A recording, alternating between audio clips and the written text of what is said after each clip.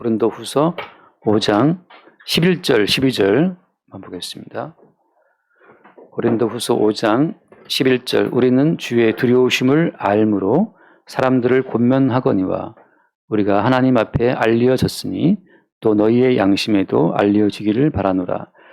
우리가 다시 너희에게 자천하는 것이 아니요 오직 우리로 말미암아 자랑할 기회를 너희에게 주어 마음으로 하지 않고 외모로 자랑하는 자들에게 대답하게 하려 하는 것이라. 아멘.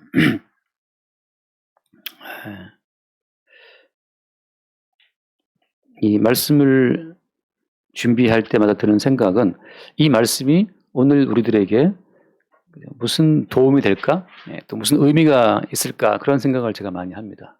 왜냐하면 대부분 사람들은 말씀을 들을 때 자기와 연관지어서 말씀을 보잖아요. 그 말씀이 내게 무슨 의미가 있나? 나의 고달픈 인생살이에 좀 도움이 될까라고 생각 말씀을 대하는데 오늘 말씀 같은 경우에도 보면 이런 말씀이 우리의 이 괴로운 인생살이에 무슨 큰 도움이 되겠습니까? 일단 딱 우리는 주의 두려우심을 알므로 사람들을 권면하거니와 우리가 하나님 앞에 알려졌으니 또 너희의 양심에도 알려지기를 바라노라. 일단 이 말씀은 뭔 말인지 잘 모르기도 하고 말도 헷갈리기도 하지만 사도 바울과 고린도 교회 교인들 사이에 주고받은 이 대화가 오늘 우리에게 21세기 우리에게 무슨 의미가 있겠습니까? 그러면서 그 다음 말씀 12절에 우리가 다시 너에게 자천하는 것이 아니다.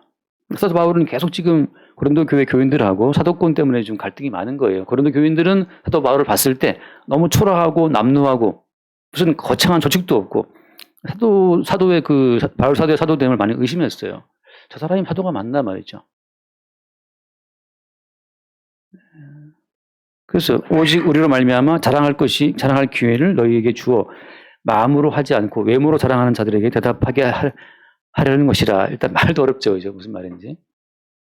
사도 바울은 자기를 의심하는 고린도 교회 교인들한테 계속 뭔가 자랑할 만한 거리를 주고 싶어 한다는 거죠. 근데 무엇으로 말미암아?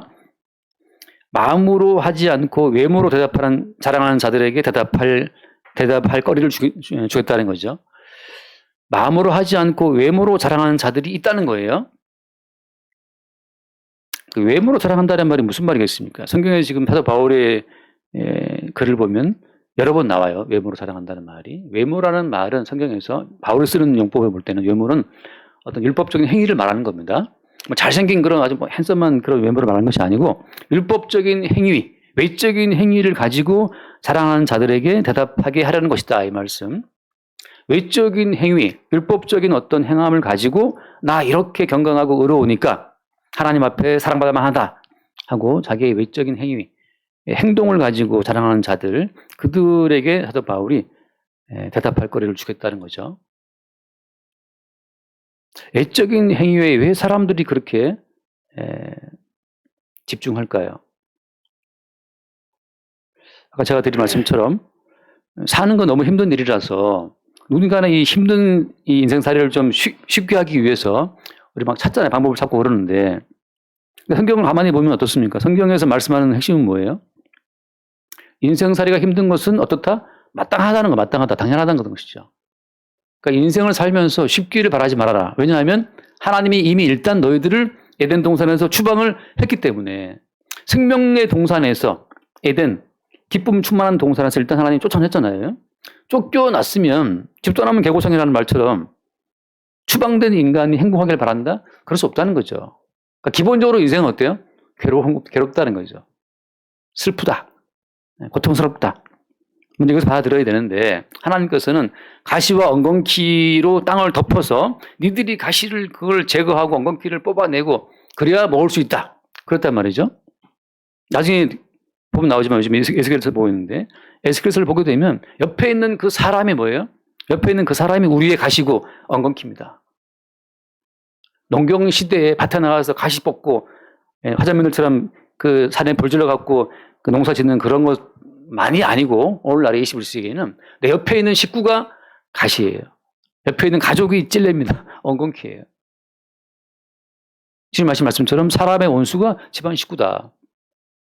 물론 그때 말할 때 원수라는 의미는 다른 의미이긴 하지만 우리 인생을 힘들게 하는 것은 어디에 있습니까? 가까이 있어요.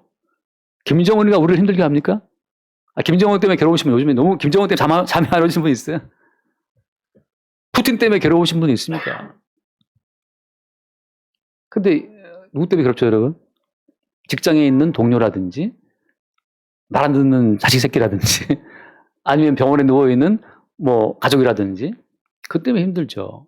근데 하나님께서 그렇게 우리 주변에 도대체 우리로 하여금 평강을 누릴 수 없도록 그런 가시와 엉겅퀴를 배치를 해두고 지금 너희들이 살고 있는 땅 자체가 지금 천국이 아니고 하나님이 저주하신 땅이라는 사실, 그 실상을, 현실의 진실을 우리에게 보게 하시는 거예요.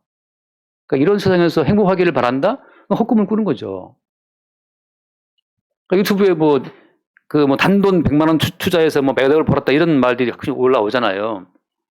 그게 다 그렇겠습니까? 다 벌까요, 정말?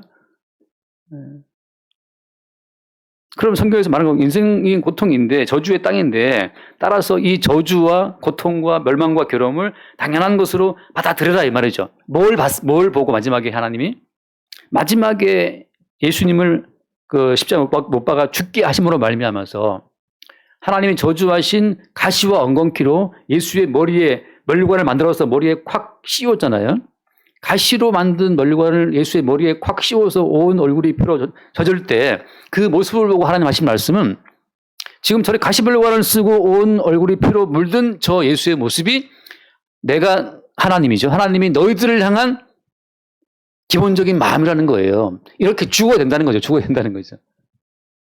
예수 그리스도의 피에 물들어 함께 죽어야 너희들을 향한 나의 모든 뜻은 이루어진다는 거예요. 자, 다시 한번 말씀드립니다. 예수와 함께 예수의 피를 덮어쓰고 죽는 그것이 하나님 보시기에는 하나님 기뻐하시는 뜻이라고 하는 거예요. 요한복음에 하신 말씀처럼 하나님 보내신 자 예수를 믿는 것이 뜻이라고 되어 있잖아요. 말 빨리 했는데 들었습니까? 하나님의 뜻이 뭐냐 물어볼 때 하나님의 뜻은 하나님 보내신 자 예수를 믿는 것이라고 예수님이 답변을 했어요. 그런데 예수를 믿는다고 말할 때 사람들이 오해하는 것은 그렇구나. 나 예수 믿을게요. 예수를 믿어서 죄사함 받고 복도 받고 기쁨도 받고 형통한 삶을 누리겠습니다. 그 예수를 믿겠습니다라고 말할 때 그 숨겨진 동기는 뭐냐. 예수 믿어서 이 저주받은 땅에서 한번 잘 살아보겠다는 거거든요. 기본적으로 하나님께서 설정하신 이 땅과 지금 세팅이 이게 조화가 안 맞죠. 하나님은 이 땅을 저주해서 너희들이 죽어야 된다고 말씀했는데 예수를 보내서 믿을 때 예수 믿고 잘 살아봐야 되겠다. 그것은 이미 하나님의 뜻과 지금 모순되고 있는 거예요. 그럼 예수를 믿는다는 건 어떤 겁니까? 예수를 믿는다는 것은? 예수를 믿는다고 하는 것은 예수님이 그 덮어쓴 십자가의 저주 가운데 함께 들어가서 예수와 함께 죽는 걸 말하는 거예요. 살기를 바라지 않고 하나님이 저주하신 땅에서 하나님의 저주를 그냥 덮어쓰고 예수와 함께 죽겠습니다라고 하는 그것이 믿는 거죠. 그러니까 예수를 믿어서 한번 잘 살아보세요. 이거는 사실은 예수가 아니고 예수로 이게 위장된 우상입니다. 우상 숭배를 하고 있는 거예요. 예수 믿고 좀 마음 좀 편히 봤으면 좋겠다. 예수 믿고 좀 잘 살아봐야 되겠다. 이 모든 게 다 우상 숭배라고, 우상 숭배. 그러니까 이게 예수가 아닌 거예요. 사도 바울의 표현을 빌리자면 다른 예수예요. 다른 예수. 너희들이 내가 복음을 전할 때는 되게 안 믿더니만 이 다른 가짜들이 와서 다른 예수를 전하고 다른 복음을 전하니까 잘도 믿는구나 하고 사도 바울이 11장에서 탄식하거든요. 근데 다른 예수가 왜 매력이 있습니까? 그 예수를 믿으면 잘 산다는데 인생살이 괴로우냐? 이 예수 믿으면 잘 살 수 있어. 달콤한 말이죠. 마약 같은 말이고. 지금 알코올 중독이 문제가 아니고 사실은 다른 예수 중독이 더 문제고 마약 중독보다 무서운 것이 다른 예수에 중독되는 겁니다. 다른 예수에. 어떤 예수예요? 하나님은 기본적으로 가시와 엉겅퀴의 땅에 우리를 살게 했는데 여기에서 잘 살 수 있다라고 말하니까 하나님의 기본 컨셉이랑 안 맞잖아요. 성경에서 말하는 천국은 뭐고 영생은 뭡니까? 반드시 천국과 영생이라는 것은 십자가에 죽임당하시는 그 예수의 십자가 그 이후에 숨어 있어요. 그러니까 예수와 함께 죽는 과정 거치지 않고 천국을 누리겠다? 그건 사기치는 겁니다. 일단 죽어야 돼요. 현재 있는 나를 풍성하게 한다는 것은 다 가짜라고 하는 거죠. 그러면 정말 목사님은 그렇게 죽을 수 있습니까? 제가 항상 이제 그 말하니까 이제 저도 괴롭죠. 저라고 때가 됐어 이제 죽는다 웃겠습니까? 소크라테스는 웃으면서 독배를 마셨지만, 여기서 말하는 독배는 독이 든 배를 말하는 게 아닙니다. 독사가 말하는 게 아니고, 그 독배를, 그 독이 든 술잔을 그 잔을 마셨는데, 소크라테스는 마실 수 있죠. 그러나 예수님은 십자가 지기 전에 땀방울이 변하여 피가 되도록 기도했어요. 그 엄청난 고통, 괴로움입니다. 하나님의 저주를 저주대로 알고 죽는다는 것은 너무나 괴로운 거예요. 목사님 맨날 십자가 말씀하시니까 편하시겠네. 편할 리가 있겠습니까? 저도 무수한 날밤을 까면서 말이죠. 깐다는 말은 무수한 날밤을 새면서 고통과 괴로움 속에 몸부림을 치면서, 왜? 하나님의 뜻은 죽는 건데 전 죽는 게 무서우니까요. 이렇게 망하고 이렇게 끝장나면 창피하지 않을까? 앞으로 어떻게 살 것인가? 오만 생각들이 들잖아요. 제가 한 20 몇 표를 이사했는데 그 무수한 집들을 제가 봤습니다. 20 몇 번을 이사했다는 것은 가서 본 집들이 얼마나 많겠어요. 근데 정말 어디 한 집에 갔었는데 바닥에 물이 좀 흐르더라고요. 이렇게 너무 습한 집인데 그 소개하신 분이 이 집은 장점이 있다 하고 소개한 다른 무슨 문을 열었더니 그 문 안쪽에 땅굴이 이렇게 크게 있어요. 그래서 이 집이 좋은 점이 이 점인데 6.25 때 땅굴을 팠대요. 이렇게 더 편하려고. 그래서 나더러 여기 사시면 이 땅굴이 있다. 그래서 그 집을 보고 돌아오는데 너무 슬픈 거예요. 큰일 났다. 어떻게 애들을 데리고 저기 사나. 그런 생각이 있지 않습니까? 그러니까 하나님께서는 죽어야 된다. 요셉을 종으로 팔았잖아요. 요셉을 종으로 팔고 감옥에 집어넣는데 요셉이 막 랄랄라 웃으면서 갔겠어요, 거기를. 예수님이 모든 걸 아시는 분인데, 모든 걸 심지어 자기는 십자가에 못 박혀 죽고 살아날 것도 알고 있어요. 뻔히 살아날 걸 아시는 분이 뭐가 그렇게 무서워서 땀방울이 변화 피가 되도록 기도를 하셔야만 했겠습니까? 안다고 그것이 다 고통이 사라지는 것이 아니고, 하나님이 저주하신 저주의 무게를, 저주하신 그 저주의 그 내용 자체를 온전히 다 온팡 덮어쓰고 그걸 감당을 해야 되는 거예요. 하나님이 예비하신 채찍을 다 맞아 그 채찍 횟수를 채워야만 하나님의 그 의가 충족이 된단 말이죠. 하나님은 공의로우신 분이기 때문에 범죄한 자들에게 그 범죄한 형벌을 내려야 되는데, 그 형벌을 충분히 내려야, 형벌을 충족하게 내려야만 하나님의 의로움이 충족이 되기 때문에, 하나님 제가 죄인인 거 알겠습니다. 제가 알았으니까 이제 됐죠? 제가 알았으니까 이제 인정. 알았습니다. 그래, 알았으니까 죽어야지. 저 죄인인 거 인정합니다, 주님. 저 죄인 맞습니다. 저는 죽어 마땅합니다. 이렇게 하면서 이제 이렇게 말하시니까 좀 봐주시겠지. 죽어 마땅하다고? 그래, 그러니까 내가 죽어야지. 그렇게 죽음 속에 우리가 들어간다 하더라도, 고난 속에 들어간다 하더라도, 우리에게 왜 소망이 있는 겁니까? 잠깐 말씀 하나 볼게요. 아가서 8장을 잠깐 봅시다. 아가서 구약성경.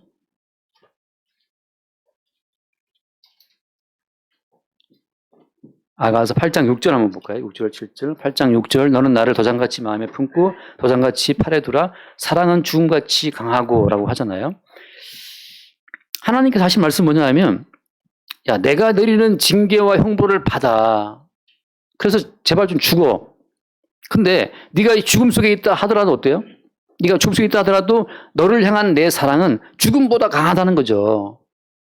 네가 비록 망하고 죽음 속에 있다 하더라도 내가 내 사랑으로 너를 찾아갈게. 그게 이 사랑의 어떤 힘이라고 하는 겁니다. 인간의 모든 사랑은 살아있을 동안에는 사랑해 I love you 하지만 죽어버리면 어때요? 죽어버리면 뭐 사랑이 됩니까? 땅에 깔아 못 던지 태워버리면 끝인데, 하나님의 사랑이라는 것은 내가 내리는 징계의 형벌을 받고 죽어라. 그 죽음 속에 있다 하더라도 나는 너를 찾아간다. 왜? 나는 너를 사랑하니까.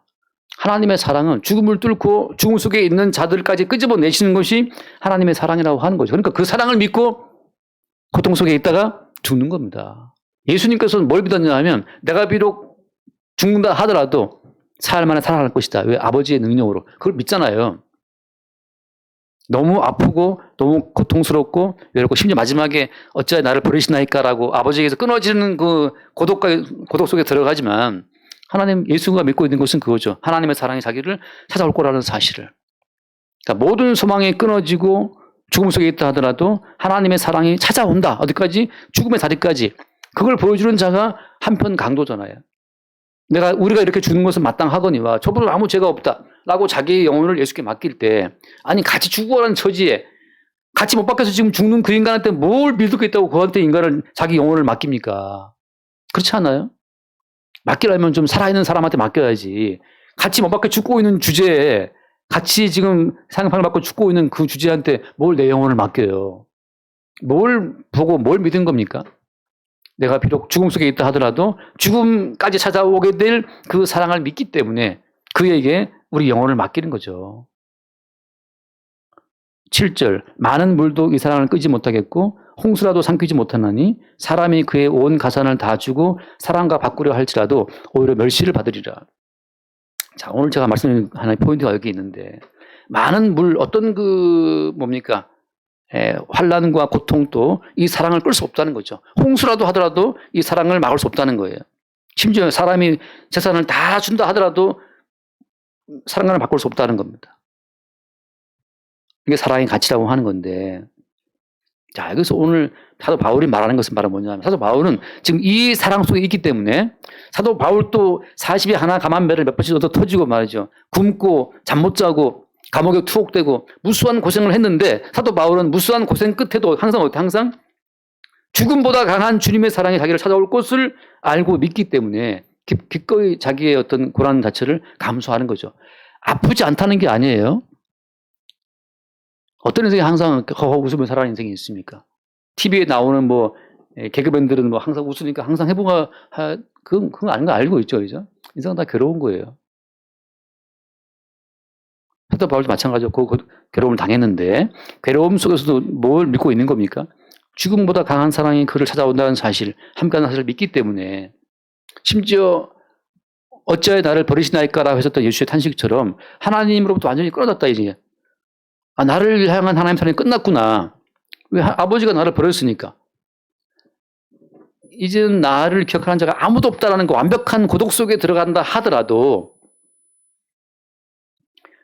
하나님의 사랑을 의심하고 나만 남았다라고 하는 고독 속에 있는 그 자체로 어때요? 주님의 사랑은 감싸고 있다고 하는 거죠. 무슨 말인지 이해되시죠? 엘리야가 그 이세벨 왕비의 위협을 받아갖고 로뎀나무 아래에서 막 탄식하고 있을 때, 로뎀나무라는 것을 제가 가보니까 그렇게 큰 나무는 아니더라고요.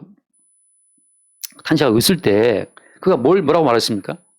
모두가 다 바알 따라가고 아살 따라가고 나만 남았다고 하잖아. 나만 남았다. 그 나만 남았다는 것이 얼마나 외로운 거예요.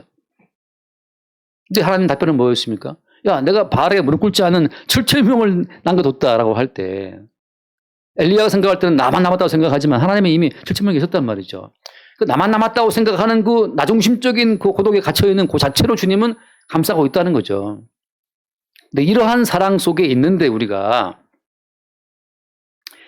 오늘 본문에 돌아오게 되면 외모로 자랑하는 자들이 누구냐 하면 이 사랑을 자기의 행위로, 자기의 율법적인 행위로 이 사랑을 얻을 수 있다고 생각하는 사람들이 외모로 자랑하는 사람들입니다.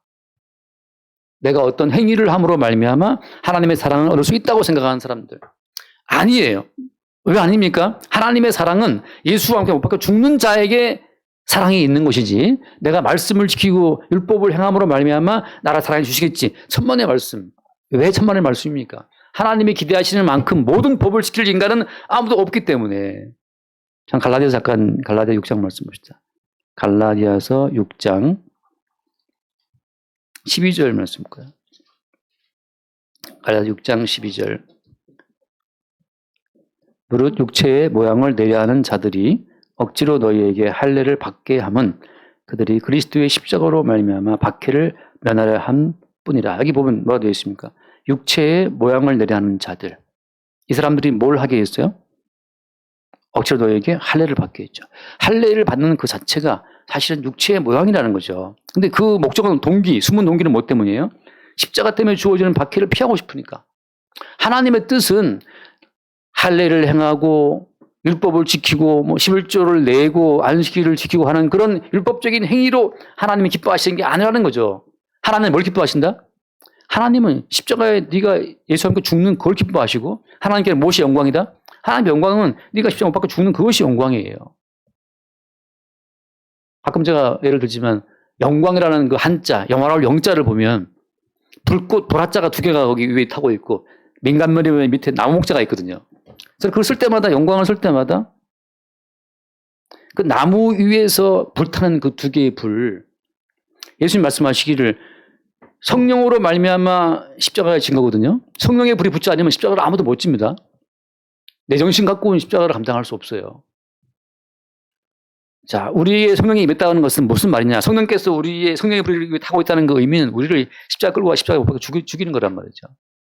하나님께 영광이라는 것, 하나님 앞에 영광스럽다는 것은 그것은 십자가에 예수와 함께 못 박혀 죽는 그것이 영광인데 그 십자가로 이래 주어지는 박해를 그것은 싫고 하나님의 복 받고 싶은 거죠. 사람들로부터 인정받고 싶은 거죠. 그래서 좀 더 육체적인 경건을 갖고 나가는 거예요. 사람들이 그걸 보고 인정하니까. 예수님은 그 당시로 보자면 미친놈이에요. 왜냐하면 바리새인들이 일회에 2번 금식하고 11조를 바치고 구제하면서 경건한 모습을 유지해 갈 때 예수님은 오히려 안식일마다 병자를 고치고 말이죠. 그리고 포도주를 마시고 잔치하면서 항상 노는 무리들은 경건하지 않은 그 사회의 쓰레기들 있잖아요. 양아치, 그 시대의 양아치들. 창녀들하고 세리들하고 강도들이랑 놀았단 말이죠. 바리새인들은 그 부정한 것들하고 옷도 안 닿았어요. 옷 닿으면 부정하기 때문에 옷 빨아야 됩니다. 바리새인들이 그 사회 쓰레기들하고 거리를 딱 두고 항상 건강하게 말씀도 살아가고 있었는데 예수님께서는 가족들과 함께 먹고 마시고 원둥이들과 같이 안수하고 고치고 말이죠. 그 시대가 봤을 때 저 예수라는 인간은 종잡을 수 없는 인간이었어요. 육체의 모양을 내려하는 자들, 율법을 지키고 경건한 삶을 삶으로 말미암아 하나님 복 받게 바라는 그 무리들이 봤을 때 예수님은 이상한 인간이죠. 똑같이 지금도 똑같다는 거예요. 지금도. 13절 할례를 받은 그들이라도 스스로 율법은 지키지 아니하고 너에게 할례를 받게 하라는 것은 그들이 너희의 육체로 자랑하려 함이라. 이런 자들이 또 육체의 모양을 내는 것을 또 전파해요.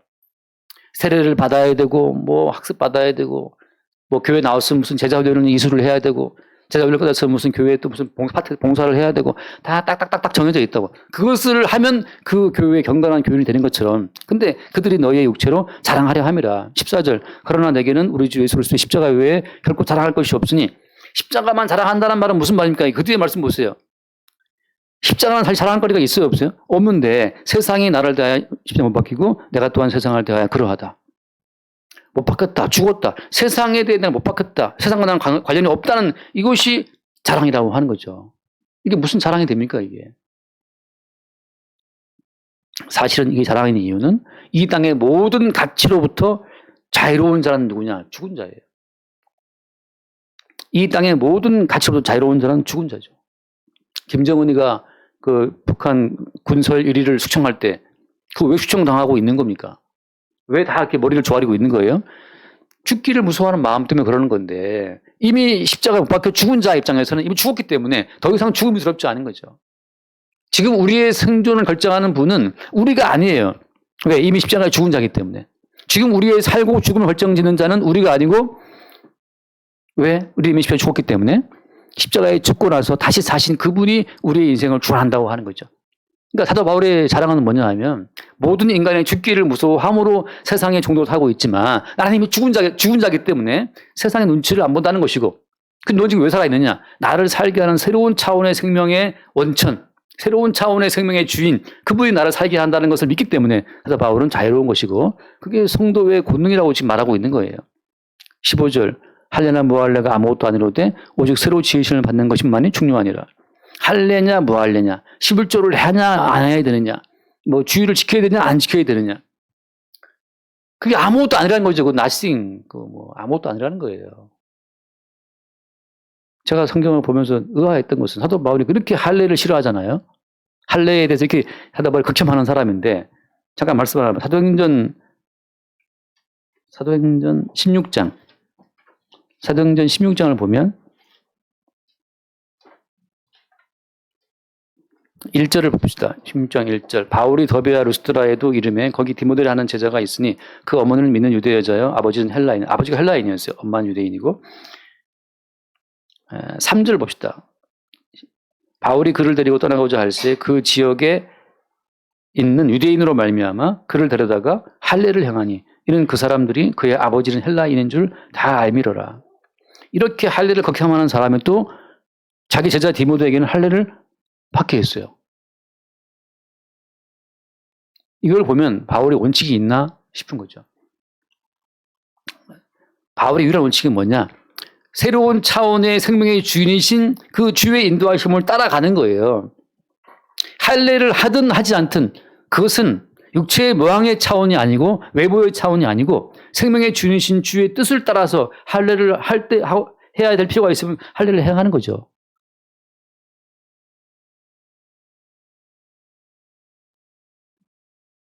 이랬던 이 사도 바울이 또 나중에 찾지 않겠습니다. 디도 같은 경우에는 할례를 또 안 받게 했어요. 또 극도로 또 할례를 안 받게 했어요. 남들이 볼 때는 그냥 외모로만 보자면 율법적인 그 어떤 규범으로만 보자면 야 바울아 너 왜 기준이 뭐야 도대체 왜 할례를 그렇게 싫어한다고 갈라디아 그렇게 싸웠던 네가 왜 디모데한테는 할례를 받게 했으며 또 디모데 할례를 줬던 네가 또 왜 디도한테는 할례를 또 못 받게 했어? 너는 무슨 기준이냐? 무슨 기준입니까? 이미 사도 바울은 십자가에서 예수와 함께 죽은 자기 때문에 사도 바울을 주관하는 그 또 다른 주체는 바울이 아니고 주님이에요. 그 주님이 주의 필요를 따라서 할례를 받게 하시면 받고 할례를 안 하게 하시면 안 하고 말이죠. 게스트를 안 해. 좀 덥지 않나요?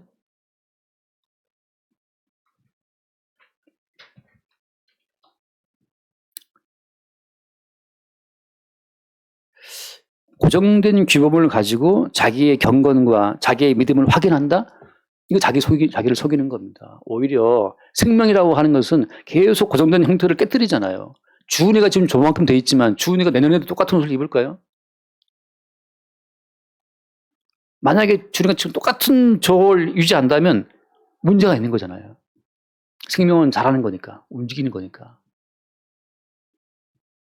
새로운 차원의 생명은 항상 우리를 움직여서 새로운 외모를 갖게 만들어요. 새로운 행동 패턴을 갖게 만들고 종잡을 수 없는 어떤 새로운 또 외형적인 특징을 갖게 함으로 말미암아서 우리에게 약간 헷갈리게 하죠. 근데 그것이 어때요? 그건 살아있는 거잖아요. 내가 어떤 말씀 읽고 싶은데 생각이 안 나네.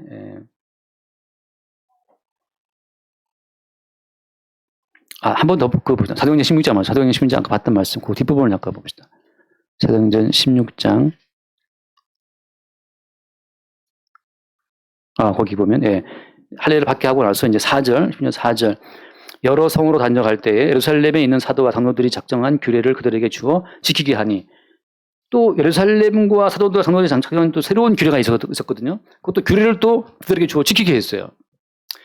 그렇게 율법을 극혐하는 사람이 또 새로운 규례를 또 주어서 지키라고 고민했단 말이죠. 나중에 보면 나오잖아요. 바다바리 또 머리에 수건 쓰는 것 때문에 또 그 수건 쓰는 전통을 또 교회에 또 이야기합니다. 수건을 쓰고 수건 쓰기 싫으면 머리 길러 이런 식으로. 물론 저는 그걸 다시 또 새롭게 해석해서 지금은 쓸 필요 없다. 기억나시는지 모르겠지만 아무튼 그 당시 전통에서 머리에 여자들은 뭘 쓰지 않는 부끄러운 거였는데 그건 다 뭘 말하는 거냐. 남자의 머리가 그리스도이시고 여자의 머리는 남자라는 사실을 보여주기 위해서 여자가 썼는데 머리에 지금은 다 그걸 뭘 보여주는 거야. 그것은 다 남녀 모두 우리의 머리가 그리스도라는 사실을 증거하기 위한 것으로 실체화됐기 때문에 지금 다시 그런 외형 가지고서 그걸 증거할 필요가 없어요. 그래서 지금 과감하게 저거 쓰지 말라 그러는 쓸 필요 없다. 쓰려면 쓰시는데 쓸 필요 없다는 거죠. 왜? 우리는 실체를 아는 입장에서. 자, 그래서 오늘 하나 더 볼까요? 디모데후서 3장 말씀. 디모데후서 3장.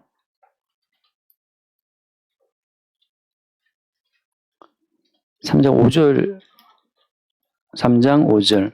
경건의 모양은 있으나 경건의 능력은 부인하니 같은 자들에게서 내가 돌아서라. 이 경건의 모양이라는 이것이 고린도 교회에는 외모라고 표현을 한 것이고 아까 갈라디아 교회는 뭐라고 했습니까? 육체의 모양을 내려한다 하잖아요. 육체의 모양이나 경건의 모양이나 외모나 자기의 외적인 행위를 가지고 율법을 지킴으로 말미암아서 경건한 틀을 만드는 것, 이 모든 것이 다 외모예요. 고정된 규례가 주님의 몸된 교회에 있을 수가 없어요. 왜? 몸된 교회이기 때문에.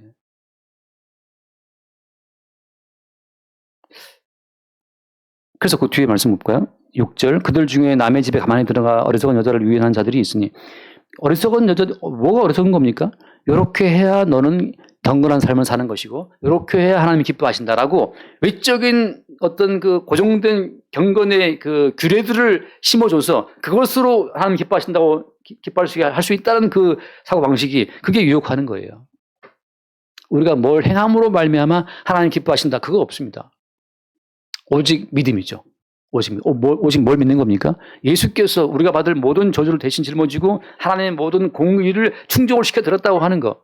우리는 그 예수 안에서 하나님이 주시는 생명의 자유를 누리는 겁니다. 7절 항상 배우나 끝내 진리 지식에 이를 수 없다. 항상 뭘 배웠겠어요? 항상 배우는 건 경건의 모양을 배우는 거지. 목사님들이 많이 문제가 되는 것이 뭐냐. 어디 세미나 갔다 오면 그걸 바로 또 도입해서 또 그걸 시행한단 말이죠. 저도 초기에 한 적이 있어요. 세미나 갔다 와서 세미나 이렇게 한 적이 기억하실지 모르겠지만. 항상 뭘 새로운 걸 배워갖고 와서 또 도입해. 그런 거 출두에 배워봤자 진리 지식에 이를 수가 없죠. 그리고 오늘 한국교회도 뭐 많이 퍼져 있지만. 자, 그래서 지금 주님께서 우리에게 말씀하는 것은 무엇이냐. 저는 이런 생각이 들어요. 살아있다는 것 자체는 일정한 형태를 갖지 않거든요. 가끔 TV에 나오는 아이돌 가수들이 춤추는 걸 보면 참 경탄스러울 어떻게 저렇게 춤을 몸이 돌아가지? 저는 약간 몸치기 때문에 저는 음치는 아니라고 자부할 수 있어요. 음치는 아닌데 확실히 저는 몸치예요. 군대에서 이제 회식할 때 막춤을 막 추게 하거든요. 막춤을 막 추는데 뭐라도 쳐야 돼. 안 추면 이제 깨지기 때문에. 근데 쳐야 되는데 이게 뭐 달리기 하는 건지 몰라. 그냥 뭐 아무렇게 뛰는 거지. 그냥 막춤을 춘단 말이죠. 근데 또 이 군인들은 또 한번 놀면 이제 회식할 때 가만히 놀기 때문에 아주 빡세게 놀아야 돼서 설렁설렁 놀면 이제 혼나거든요. 그러니까 무조건 뭐 춤을 춰도 그냥 막춤도 아무튼 열심히 뛰어야 돼. 막 뛰어야 돼. 안 뛰면 이제 야삽에 날아와요.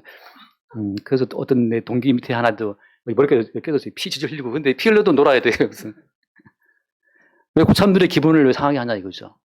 그러니까 고참들이 앉아있으면 최대한대로 막 놀아야 되기 때문에 저는 정말 춤은 안 되겠더라고요. 어떻게 해도 출 수가 없어. 근데 성도의 외모라는 것은 뭐냐. 머리신 주의 통제를 따라서 다양한 형태로 성도의 삶의 형태가 드러난다고 하는 거예요. 소리는 잘 들릴까 모르겠네. 다양한 형태로 성도의 움직인다고 하는 거. 왜? 살아있는 주의 통제 속에 있으니까. 말씀 하나 읽고 빨리 맞죠. 요한복음 3장. 자, 요한복음 3장.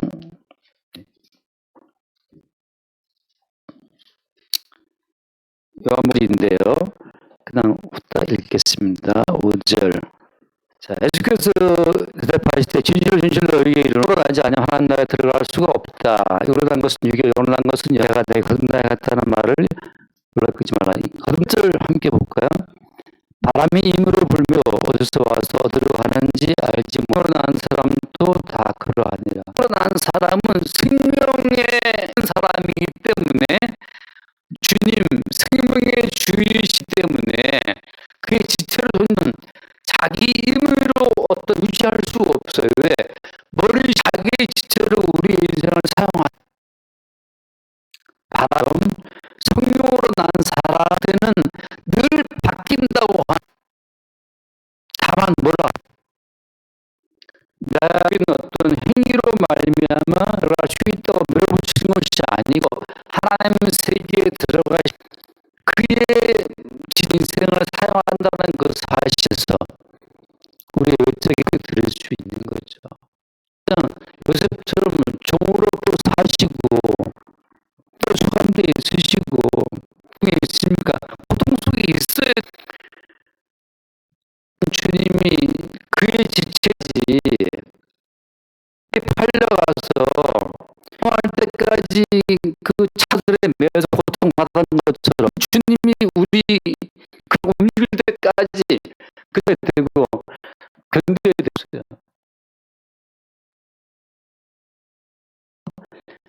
곧 있다라고 이게 지금 말하자면 명을 취하는 겁니다. 무슨 특별 철학 기도를 특별히 뭐 주님이 내가 봐신다고 우상 숭배들이 많은데 내가 기도한다가 이랑 한 통화했는데 얼마나 기도를 하시나 물어보더라고. 한다 했더니 안 보인대요. 왜 그래? 기도한다는지. 그래서 당신이 말하라는 기도를 내가 안 하겠냐고 내가 또 안 하고 어떻게 살겠어요. 내가 말하는 기도, 이 기도 당신들 하니까 고난주가 그런 거 안 한다고. 삶이 지금 고난인 거예요. 사는 게 지금 고난. 그냥 각자 살아서 오지. 그래서 그럼 너와 통화를 나도 시간 아까운 사람 생각이 들죠. 너를 안 하겠습니까? 가는 기도 십자가 하고 싶어서 나를 찌르고 이때 그게 뒷벌 기도에 가서 막 가시가 지나가게 육체의 모양을 내는 걸 봤으니까 그것이 당하십시오. 당하고 십자가 죽었는 것도 잘났다고 우리는 위에서 가기를 바랍니까? 통을 당한다 하더라도 십자가만큼은 그 십자가 주신 예수의 고난 참여시키기 뭔가 하나를 했다는 것 주님께서 허락하시는 고난이 이렇게 그래서 말씀을 때 주님 당하신 예수의 아픔 나들이 힘든 예수의 아픔 어떻게 끊어내서 우리에게 주어진 육체의 우리에게 지금 사도 바울이 위해서 지금 나 십자가에 예수와 그 죽은 섬기고 있다는 사실을 보는 겁니다. 그 삶 속에서 십자가의 죽음 남의 그 여정의 자체가 우리에게 위로가 되길 바랍니다. 기도하겠습니다. 하나님 아버지 감사합니다. 가까운 마음으로 그런들 외모 육체에 대답할 거리를 주기 위해서 이 복음입니다. 이미 부활하셔서 우리의 그 주의 통치 우리의 삶을 맡길 수 있도록 우리 주 예수를 아멘.